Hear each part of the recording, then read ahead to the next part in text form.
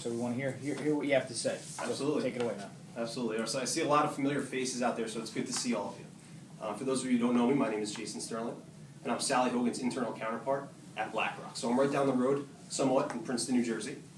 If you don't leverage me, I encourage you to for mutual fund hypotheticals, for proposals, as well as analysis on your mutual fund matrix. In talking to a lot of you, I understand last month's storm, you guys fared pretty well, except for losing power. And of course, I think what helped us was last summer's Irene, because that helped us to prepare for Sandy. I lost power as well in Irene and Sandy. With Hurricane Irene, though, usually I like to go to sleep with the TV on at night, and with the power off, it was dead silence. So it was tough. But with Sandy, my neighbors were able to prepare. I wasn't, but they were. So I had the soothing sounds of their generators to put me to sleep at night, which was great. But I think the most important thing, like I said, was preparation. And so when you have an event like a storm or the fiscal cliff, you need to prepare. And today I want to talk to you about the fiscal cliff, how you prepare for an event such as that. And I want to do what some wholesalers don't do, which is tell you what maybe you should be lightening up on, underweight. So what exactly is the fiscal cliff? Well, it stems from the Budget Control Act of 2011. The President and Congress got together and decided how to cut the debt to reach that debt ceiling, an appropriate level for the debt ceiling. But of course, in a couple weeks, that's all coming into effect. So we have tax cuts expiring, and we have fiscal spending also being cut too. But when you look at it, you can't really allow for all those tax cuts expire and all the spending to be cut as well, because then you're looking down the barrel of a recession. So what can we do? Well, we need concessions to be made. So the Democrats want the Republicans to concede to higher tax rates for the wealthy. And the Republicans want the Democrats to concede to less fiscal spending. So there's two resolutions that BlackRock sees. One is the hard stop, which is more or less a Band-Aid, or a resolution where we can come to some sort of a compromise. And then there's the skydive. If Congress sits on their hands, we're looking at Trump. So if you look at the numbers, what gives? Well, 2001, 2003 Bush-era tax cuts, those are cut. That's a fiscal drag to GDP of 1.9%. Payroll taxes at 0.8%, Obamacare 0.2%, and if you look at the rest of the entitlement spending cuts, like unemployment benefits, you're looking at 2.2%, and in total that's 5.1% fiscal drag on GDP, or $800 billion. That's an enormous number. So what do we have room to do? Well, if you look comparatively speaking, our revenue from taxes is about 25%.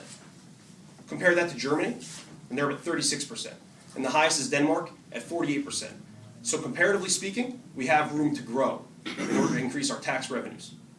And how about spending? Well, 2/3 of our revenues are spent on entitlements like Social Security, Medicare, and Medicaid. That's an enormous number. So of course there's going to be something that needs to change in order for more revenues and decreased spending and not a recession. But what can we do? Well, to prepare your client's portfolio, you need to do two things. Protect your client's investment income and also play defense against volatility. So protecting your client's investment income, of course, tax-exempt securities, municipal bonds. Here at BlackRock, we manage over $100 billion in municipal mandates. If you look at our BlackRock's Intermediate Municipal Bond Fund, symbol MAMTX, we provide 90% of the return and 60% of the volatility of being long a bond. We are the #1 performer out of our entire Lipper peer group over the past 3 years. So that's the best performer in 3 years.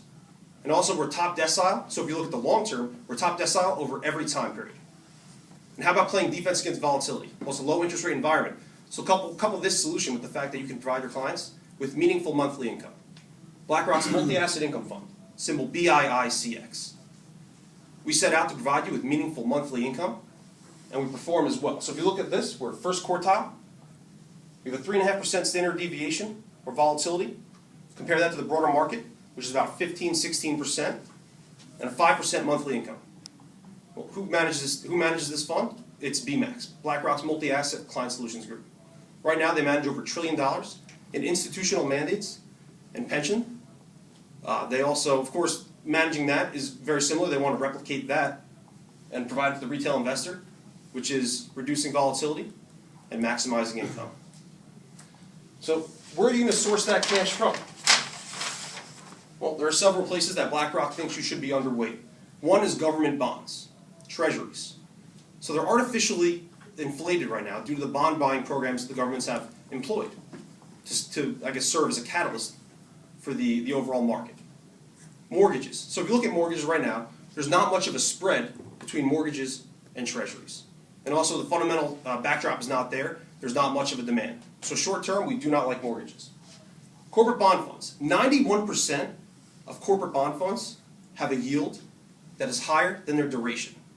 You're setting your clients up potentially for failure if there's a drastic change in interest rates. And how about that cash? So over the summer, a tremendous amount of municipal bonds were called and matured. Use that cash into our BlackRock's Intermediate Municipal Bond Fund. I know I've heard from many advisors, you look at those inventory screens, there's nothing there. Here's a chance to employ that cash. So what I want you to do is go back to your desks. Think about that client who is overexposed to expensive bonds, taxable fixed income, and also overexposed to volatility or risky assets that are susceptible to volatility. We have a lot of uncertainty approaching with the fiscal cliff, and you should be thinking of how to protect your clients' investments. Again, BlackRock's Intermediate Municipal Bond Fund, symbol MAMTX, and BlackRock's Multi-Asset Income Fund, symbol BIICX, consumable both in mutual funds and separately managed account with our private investors platform. I'll take any questions. Jason, you're mentioning munis, and a couple reports came out recently about how munis might be, in fact, fully valued. Sure. Some investors say they're cheap versus treasuries, but that market, I think, as you said, is overvalued because of government bond buying. So what about the absolute value of munis? Is there? I'm a little concerned about that market. Sure, and that's a great question. So I think that you're looking at the propensity for value in municipals in 2013 because of the potential and pretty much certainty that tax rates will increase. In 2011 and 2012, you saw mortgages. Keep saying mortgages. I'm sorry. In 2011, 2012, you saw municipals give you double-digit returns. We don't expect that for 2013. We do expect, though, for maybe some appreciation, but also clipping that coupon, so a single-digit return. So we find them to be appropriate for your clients in 2013. How does any of this tie in with the most recent RIC report? Sure. So I think what you're looking at, of course, risky assets. You want to avoid risky assets, and that's what the RIC report has recommended. I think they've kind of recommended also approaching 2013. Of course, with a lot of uncertainty. They mentioned emerging markets, which I didn't tie in here. But if you look at a product such as our Emerging Markets Long Short Fund, that's a place to source growth. And the RIC report, of course, definitely pounds the table on emerging markets. And our Emerging Markets Long Short Fund will give you return and also try and mitigate that volatility by giving us a net exposure of about 20% to the market. So I think, of course, that's one of the major themes is growth. And when you see all this spending cuts, you're probably seeing a lot of muted growth in the U.S. And emerging markets is definitely a great place to go. And again, the Emerging Markets Long Short Fund, I'd love to be able to talk to you about that later, but gives you 20% net exposure along to those markets. But MAI can also invest in emerging markets as well. It does. So we actually have emerging market debt. We have some exposure with our sleeve in about 24%, which is global dividend income, which gives you that some emerging markets, but also some developed markets with multinational revenue. So those companies. So the multi-asset income definitely can do that as well. Thank you. Sure. You were saying, unless I misheard, you said to kind of avoid volatile, taxable. Mm-hmm. That I thought Sally, last time she was in, she talked about multi-asset income. Sure. But if I remember right, had like a lot of high yield in there, a lot of investment grade in there. So I don't understand how the two jive. You're saying to avoid it, but yet. Absolutely. I think that corporate bond funds that have a duration that's higher than their yield, that's where you want to avoid. I think you have to be very careful how you approach the fixed income market because, again, interest rates are extremely low. So there's a lot of expensive bonds out there, and you want to avoid them. But I think it is appropriate to go to, let's say, high yield or emerging market debt where your clients are getting paid to take that risk. Because, again, a very low interest rate environment, and I'm sure your clients are thinking, how can I get meaningful income? They're starved for yield. Well, this is a couple places that you can go. But yes, fixed income is a scary place to be, but you do have to allocate some of your client's portfolio to that. It's just a question of where, and I think high yield is definitely a great place to go, as well as emerging market debt, and that's what multi-asset income will give you an exposure to.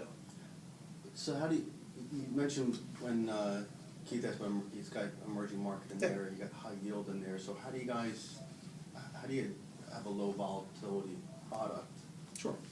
but you're talking about the stuff that if I mention to my clients, they're like, you know, they're scared of it.